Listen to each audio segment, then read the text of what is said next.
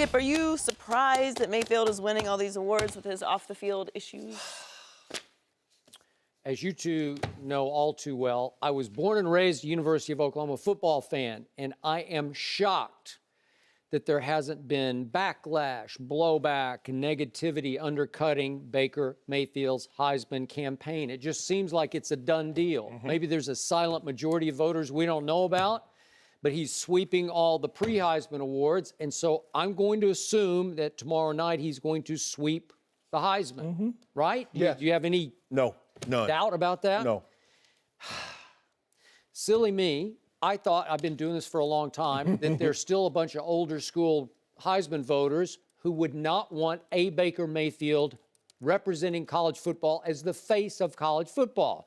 I thought he might have disqualified himself when he was busted for public intoxication back in February in Fayetteville, Arkansas. What are you doing there? And then he ran from the police and they threw him up against a wall. And I just thought, man, that's going to really hurt his Heisman campaign. And then he planted the flag at Ohio State. I don't have any big issue with that. It was a revenge game, but it was just so brazen. I don't know. I thought that might hurt a little bit. Then they're on their way to Baylor, and he's posting on social media, taking on the Baylor crowd and the Baylor players, and he gets into verbal confrontation with the Baylor players before the game. No big deal, but the crotch grab and what he yelled from the sideline at Kansas was a big. This is Kansas. They're terrible. Yeah. What are you doing? Yeah, it's a basketball. That's what he was yelling at the crowd. You're a basketball school. And then, not a huge deal, but TCU's coming out for warm-ups in Norman, Oklahoma, and Baylor Mayfield just drills one of the TCU players who dares to cut across the back of the OU end zone, just trotting in a line of players. He just drills him right in the head. And it didn't get traction. There's some cell phone video of it, and it didn't take off. And I thought, some people are going to say, I don't want that guy to be the Heisman winner. I don't want him in that select elite group. Really?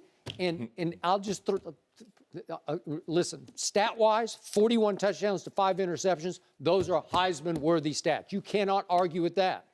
But I'm going to be objective about this. If you had told me the night of October 7th, a Saturday evening, that Baker Mayfield was going to win the Heisman, I would have laughed you out of my living room, because that day I had to sit here in Los Angeles and watch my team lose at home as a 31-point favorite to Iowa State, which proved to be a little better than I thought they were at this point. But they lost at home coming off a bye week, 38-31. And even though Baker's numbers looked pretty good in that game, down the stretch, he was not very good. And I thought, you're disqualified just that night on top of all the off-field shenanigans. So, yeah, I'm shocked. I'm not, Skip. And despite his antics, he's still well-liked. He's brash, he's arrogant, he's in your face, but he's not viewed as a bad teammate. The other thing that he has going in his favor, there is no second option. Bryce Love and Lamar Jackson both have 4 losses. Yeah. And so where do you go, Skip? I mean, his number says, okay, Heisman. And maybe if Lamar Jackson. Remember, there was a point around October 7th when Saquon Barkley was a done deal. Yes. Okay. And then he wasn't. Okay. But if Lamar Jackson, let's just say for the sake of argument, because you look at Lamar Jackson, his numbers are very similar to what he won the Heisman last year.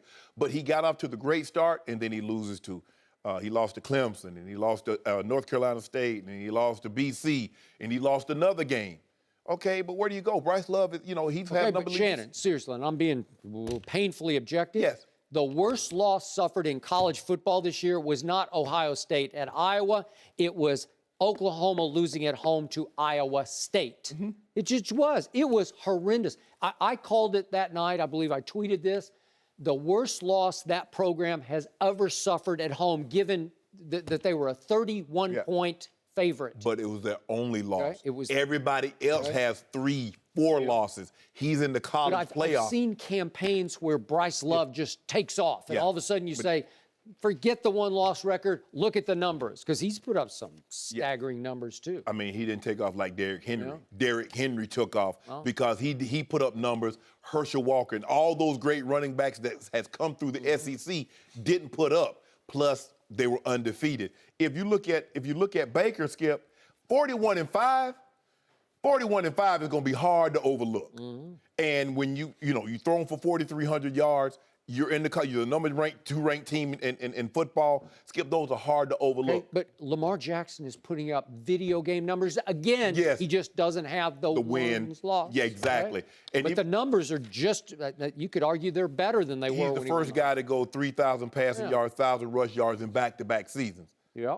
I mean, he's phenomenal. And like I said, his numbers are very similar. But the 4 losses, Bryce Love, 4 losses. Baker Mayfield, 41-5 with 1 loss. Yeah, he has some off-field issues, but he's still not. His teammates love him. They're like, oh, he's just 20. He's a college kid, Skip. I mean, what is he, 22, 23? And that's how they view it. 23. Yeah. He also has one quote-unquote redeeming factor. He's Johnny Manziel-like in that when he does his post-game interview, he can talk like he's 35 years old. He can go mature Baker, you know, and you think, oh, well, he's a decent guy, right? So he can sort of talk his way into getting a little bit of a pass for all this misbehavior. And he got a 12-pack on ice in his room. Oh, yes, it was great. It was a great game. It was very hard fought. Yes, sir. Yes, sir. Yes, sir. Are we done? Right. And as soon as you get to the room, Joy. Well, I mean, I don't. Do people think he has Johnny Manziel issues? I don't know about like if it's that. Well, he did have a level. public intoxication. Well, that is they will look at But it. Johnny was I more hope not, notorious. because that was a whole nother level. But that is a huge red flag, Skip. Yeah, of And course. they for will- pro football. Yes, For pro absolutely. football. I agree. Yes, but you know, as far as the Heisman goes, Cam Newton had a lot of issues, and they weren't necessarily off the field. They were involved in They had the the legalities. Florida, they had the computer issue with his dad. Yeah, we just talked about Johnny Manziel, and they gave it to Jameis Winston also. So Yeah, the off-the-field stuff Yeah, so- doesn't really play into the Heisman voting. Well, they need to get Reggie's as trophy of back. recent. They need to get Reggie Bush's trophy back. You know what? I agree with that.